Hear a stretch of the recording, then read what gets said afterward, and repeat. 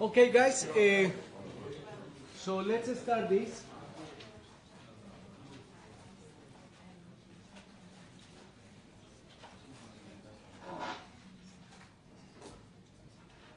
So let's do a brief recap of what we did during the previous session.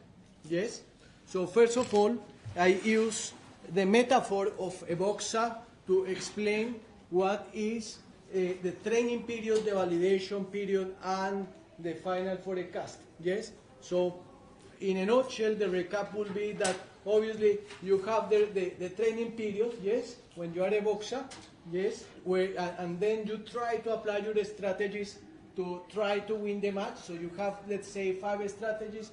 So in your training sessions, you train those strategies, yes, and then you got an sparring that will be the validation period for our forecast, and with the sparring that is a very good sparring because you are going to fight what is a very good boxer now at this very moment. What is the name of the guy who won last time? Did you know? Well, let's say it's Mike Tyson because I'm not very good in this. Yes. So you have a very good sparring, and then you train your strategies with this sparring. Yes. And then you choose the strategy that hits more the head of your sparring. Yes. Thinking that that is going to happen as well with Mike Tyson. So in forecasting, we do exactly the same. We train in the training period, we use our strategies. In the validation period, we look at what is the strategy that minimize our errors. Yes, we choose the strategy, obviously, that hit more time the head of our opponent. That means the strategy that minimize the errors in our strategy. And finally, we use both the training period and the validation period to decide how is going to be our fight with Mike Tyson. Yes? So we use the validation period and the training period in order to calculate or to forecast the future with GDP, stock markets, bonds, forex, anything. Yes, actually, we use this as well with robots. They forecast what is going to be the path, and they decide following the forecast they have. Yes. So if you want to nuke someone in another country, the drone is actually going to use forecasting methods in order to decide what will be the way to kill the people in a more accurate way. Unfortunately, it's like that, yes?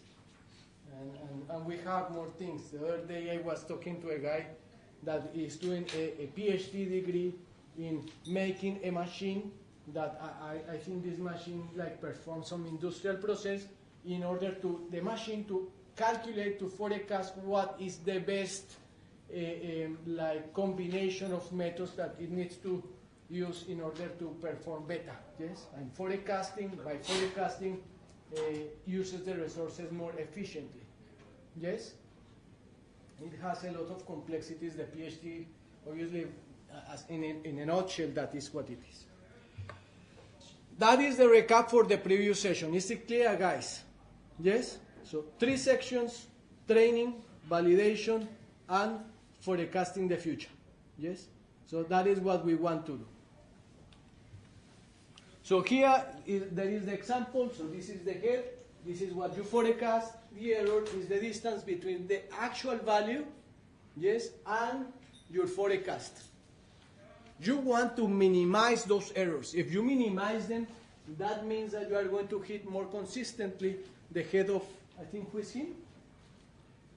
Mayweather, yes? Very good. I enjoy to see him fighting. I think he's going to fight Pacquiao again. Hopefully they will, because they are very good boxers. Yes? And obviously, we want to evaluate the predictive accuracy using the validation period as well. Yes? We are going to do that actually in our validation period. To compare the actual Y with our forecasts. Yes? So we use that validation period to do that. Yes? And examine the forecasted errors. Forecasted errors are denoted by the letter E. Yes? So E, errors in times T. Is that clear, guys? Any questions about what is an error? Or what is ET? All right, so what methods to minimize the errors we have, yes? So in order to minimize the errors, we have different ways, different equations, yes? So let's go to the most common. So one method is to analyze what are these errors, the distances between the forecasted and the actual values, yes? And average those errors, yes? So divided by the number of errors.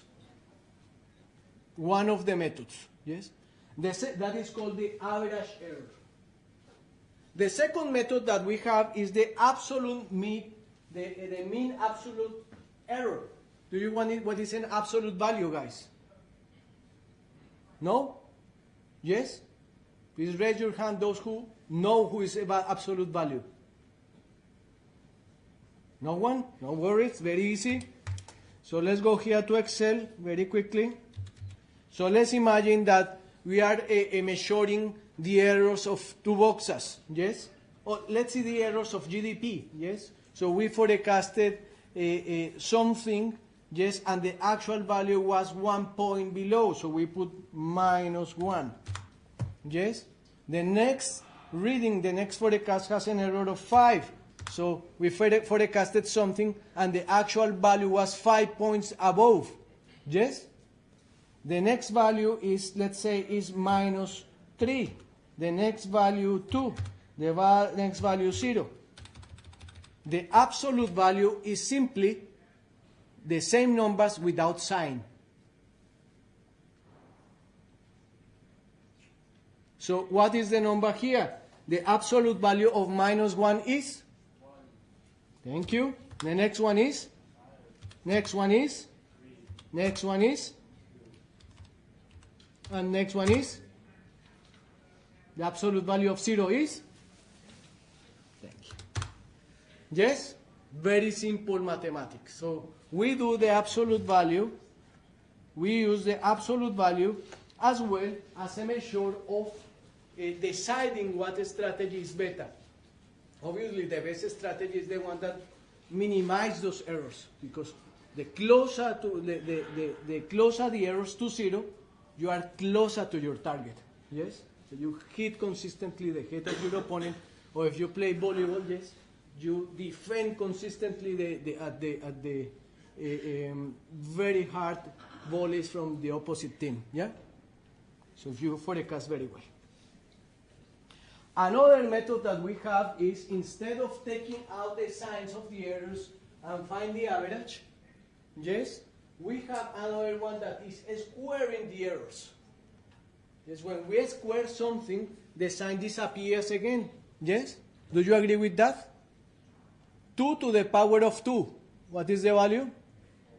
4. Minus 2 to the power of 2.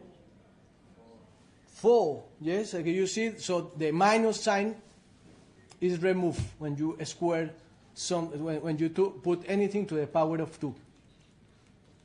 Yes? You follow with me, guys? All right. So that is other method, and this method is called RMSE. Yes? Well, hold on a second here. This method, squaring something, is called mean squared error. Yes?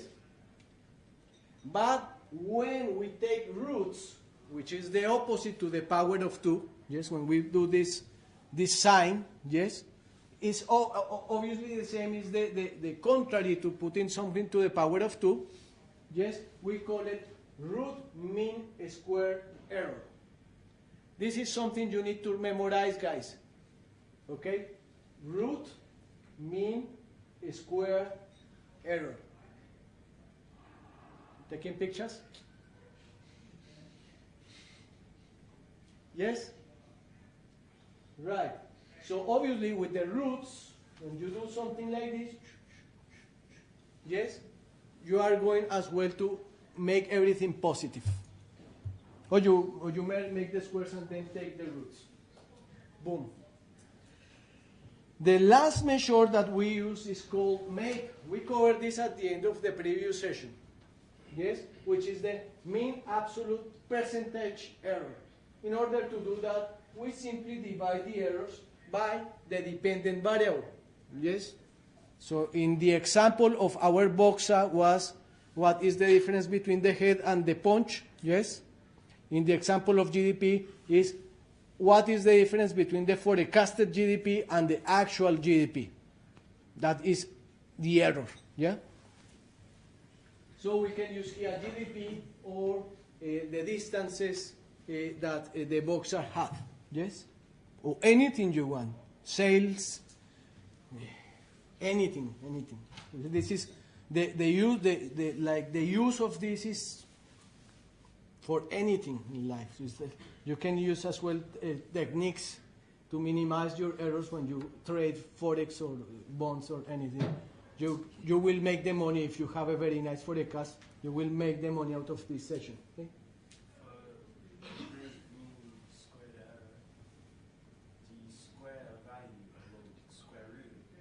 There are several methods, but what the problem with the root square, yes, is that if you have a negative number, yes, and you do the square root, you are not going to find the square root of -1. That's why I'm confused. Yes? So the first thing you need to do before doing this, yeah, is to square, take out the signs, negative signs, and then square everything. And then square root. And then root square of the positive number. Isn't that the same as just the mean absolute error? Because you're just switching the sign. Yes, in this example, yes. Yes, you put everything positive, and after putting everything positive, you root square. Say you have here as an error -2. -2 to the power of 2 is 4, and then root square is 2. Yes, you are right. Yeah? Is that clear? Any other question, guys? Obviously, this is more complex when you have more readings here. Yes, so then you will need to sum up all the squares, yes, all the errors, and then make the root square of everything. Any other question, guys? Is this easy to understand? So I got this slide just only for you to visit this website. So please go very quickly to this and let me know what you find in there. What I wanted to show you there is how these measures are used in the reality. Here on this slide we have like the properties of this. Yes? So for instance, in terms of like the easiness, like how easy is to use the measure. So in terms of average error, very easy to like find the sum and the average. Yes, you sum and you divide by the number of errors. So very easy. So MAP is easy. Sensitive to direction. For instance, the average error is very sensitive to direction. So that is very nice. For instance, when using when deciding, for instance, in terms of forex. Yes, you know that in forex we have outliers. So sometimes you have like very weird peaks in the prices in forex. Sometimes, you know, particularly when we have volatility moments. Yes, say that the central bank is going to announce GDP is going to announce interest rates. So you can see how the forex goes, boom, and then come back down. The people get, you know, very nervous and erratic. Do we have forex traders here? None? Very nice. So if you want to become one, there are many platforms that are free. You just practice online. Saxo Bank, FXCM, there are thousands of platforms you can use. And you can see that during these announcements, the volatility is crazy. It's like being in Las Vegas. Yes, if you have like something going on, like a position, you will feel like your heart is actually, you know, going like this, and probably your position is winning or losing But obviously, in terms of that, in terms of using forex, we do not like to use, for that reason, a square to the power of something, because that will increase the outliers. Yes, it's going to be very difficult to compare. All right, here we have an example, guys. Yes, so we have here the month. This is the ridership of Amtrak. You can consult the data set on the website, yes, on Blackboard. Yeah, so we have here the month. We have a forecast. In this case, the first one is 2114, yes. The actual value was 2098, yes. So therefore, the forecast error is minus 16059, yes. So you do the actual value minus the forecast. That is the error. Yes, right? Any questions about this? Is understood where these errors come from? Yeah? It's a simple sum between the forecast and the actual value. Oh, a simple difference, sorry, between the forecast and the actual value. That is the error. So let's do here a calculation of the mean, the mean average error. Yes. So in this case, we sum up all these errors and divide by the number of errors. We have 1, 2, 3, 4, 5, 6, 7, 9, 10, 11, and 12. Yes, we sum all the errors and divide it by 12. And then we use this value, yes, so I don't know, yes, mean average error, and then we compare our strategy 1, yes, in terms of this indicator.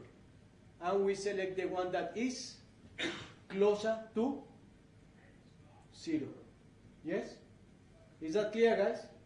Because that strategy is going to punch more consistently the head of Mike Tyson, or is going to make the money in Forex more consistently. The forecast is going to be more accurate the closer these errors are close to 0. Okay, I think this slide tells everything. The difference between missing and 0. We have here a dog, which is, yes, have you seen this dog? Yes, it's missing. Yeah. Whereas we have here a cat who says no dogs, 0 dogs. Yes. So there is a big difference in the data sets about missing values and 0 values. Yes. And we need to take different strategies when in our data sets we find that we have missing values or 0 values. For instance, in terms of 0 counts, we will use these two measures, MAE and RMSE. There is not a problem with them when we have 0 counts. Yes. However, we cannot compute MAPE, obviously, if we have 0 counts that will MAPE is not going, because of the formula, is not going to be like very good as a measure of errors. Yes. But we can use alternative measures such as MACE, yes, but obviously we are not going to go to alternative measures. I think with the ones we have covered so far is enough, yes. You can do wonderful things with the measures we have covered here today, yes. So is this clear, guys? All right, I think from your statistics lessons, you know that we want our errors to have a probability of 95%, and we want that these errors are like a half, like an F statistic, like a pattern, yes? So we can say that we are able to find 90% of the errors in certain number of cases. Yes? So let's explain this further. I am not going to go into the like mathematics and statistics, because it's not the aim of this course.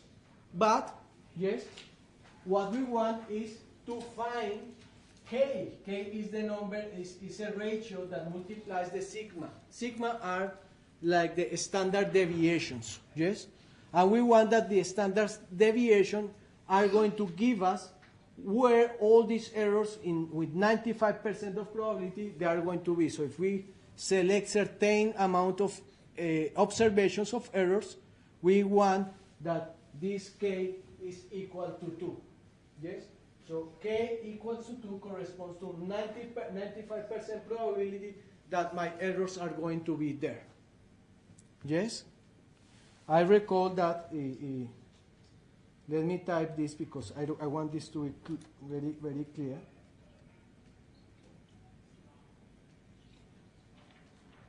Pen. So we have a shape like this. Let's imagine that this, oh boy. I'm going to do it here underneath, sorry. Hopefully it's going to, I didn't do that. Again,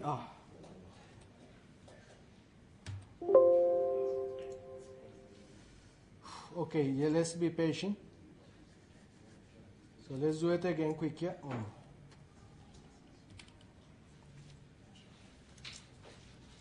Screen, pen, pointer, pen. Imagine that this is an F distribution.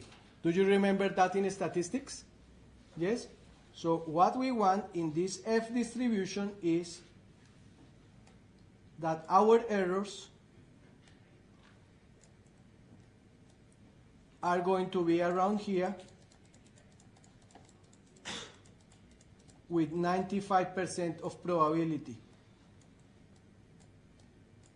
Yes? So if we put all our errors in a bag, we put our hand, yes, and select one of the errors, we are sure that with 95% of probability we are going to select an error between these two boundaries. Yes? If we want to have that, this k needs to be equal to 2. Yes? And this sigma is the variability. It's just variability. Okay? So we use sigma and k in order to try to find this. Obviously, this is like many details. What we need to know really is that we want, in economics, that we want to be sure at least 95% of the times we are right. Yes? So we have a very nice example here. We have like a very nice boxer from the UK. His name is, can you remind me? It's in the Joshua. How can I forget his name? Anthony Joshua. I enjoy to see him boxing. He's a very strong boxer. He almost, in my opinion, lost against the Russian. What is the name of that? Klitschko. Ooh.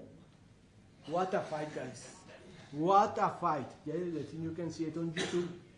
But I think at the end, the strategy that favored him. Okay, what we want to do here is to analyze the GDP and performance too. I have data here from the ONS. So let me check the time. Very quickly in your phones, can you type in Google ONS GDP, UK GDP, GDP, ONS GDP? Go to Google, type ONS GDP, and very quickly with your friends go to the main points for 2018. This is for 2017.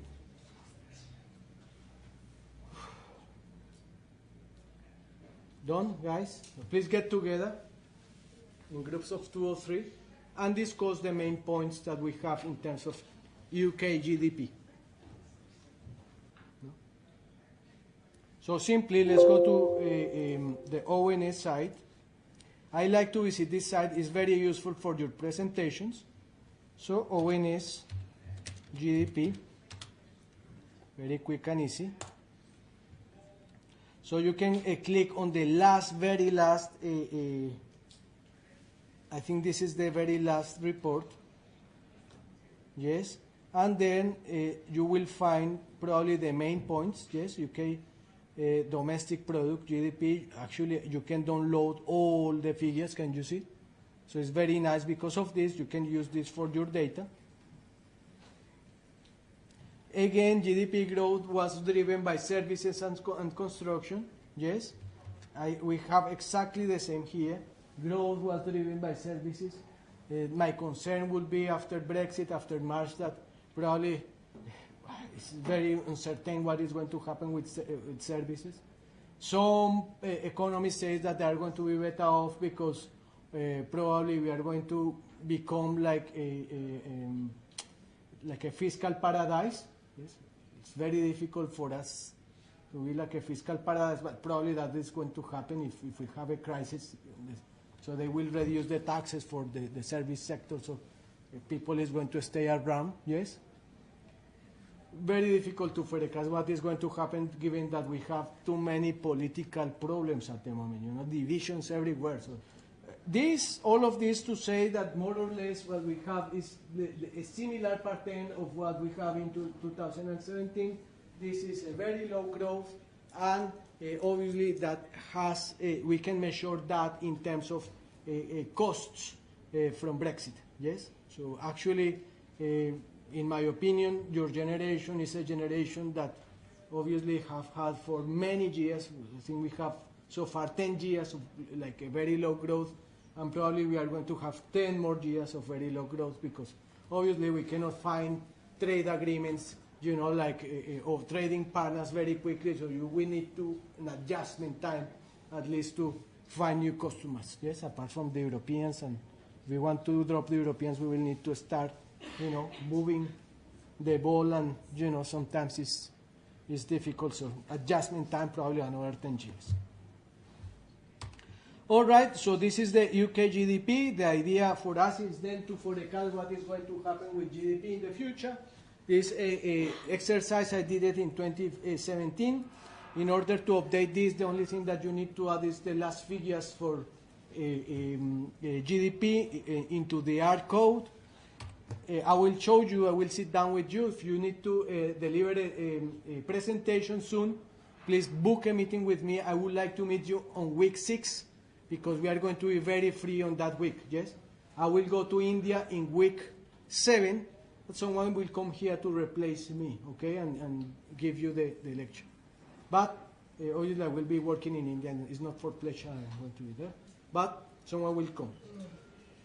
Okay, so this is, as you can see here, guys, this should be the training period, yes, the period in we will train our strategies.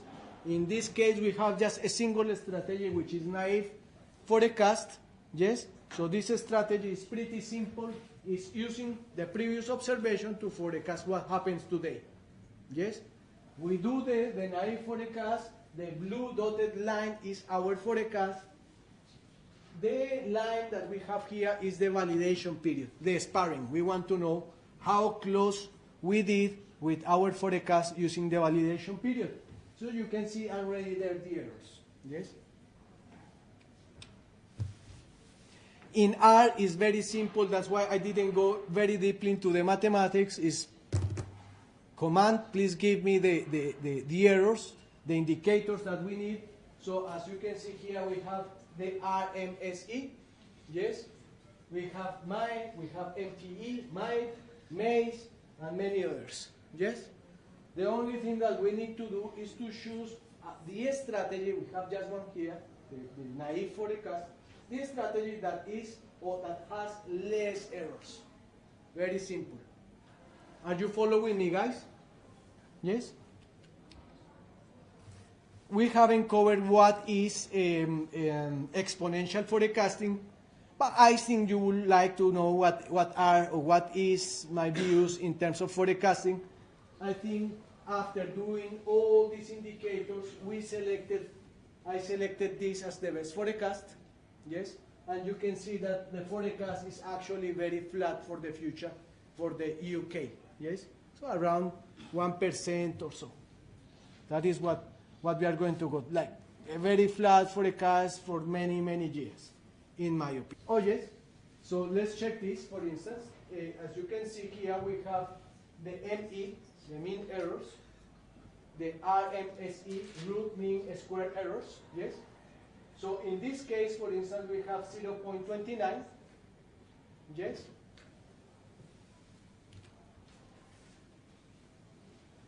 And here we have 0.79, which is closer to 0. The first one, yes? So therefore, we select this one, between these two, yes? Obviously, R is very quick in R. R already tell us what is the best forecast. So here we have different models, yes, of exponential. We are going to cover this in the next session probably. And it tells us what is, it tells us that this one is the best forecast and give us all the indicators. Yes? Obviously, we have several alternatives. We select the one that has less errors. In this case, this one. Okay? Is this clear, guys? All right. The same here we have like the forecast, the mean absolute error, 0.20. This one is using roll naive forecast. Do you remember what is roll forward forecasting, guys? Yes?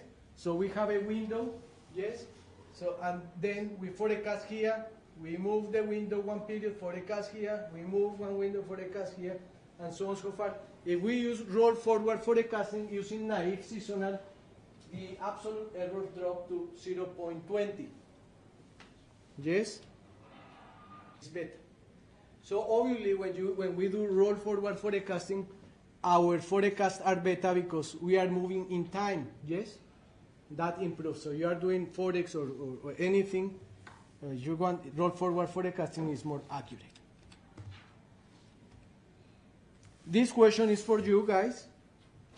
Okay, so which model appears more useful for retrospectively describing different components of this time series? So we have here the root mean square errors, yes? This is for the training period, yes? These are for the validation period. So retrospectively looking, the model that has less errors here is model A. Yes? We can say that if we have the training period, probably we will choose model A to forecast. Yes? But after comparing those errors with validation period, we know that the errors are lower, the root mean square root errors are lower in the validation period. That means that model B is better to forecast. Are you following me, guys? Yes? Yes? Everybody? So that is the answer for question A and B. Yes? So we can see here that in the validation period, model B is better. But if we take the training period, model A is better. Okay, guys, this picture is like a very important picture for the history of boxing. Yes, the first time that Mike Tyson was like put to sleep when he was a champion. You know, it was because he was sent to sleep before. You know, after being the Olympic champion and everything. He was, I think, one time.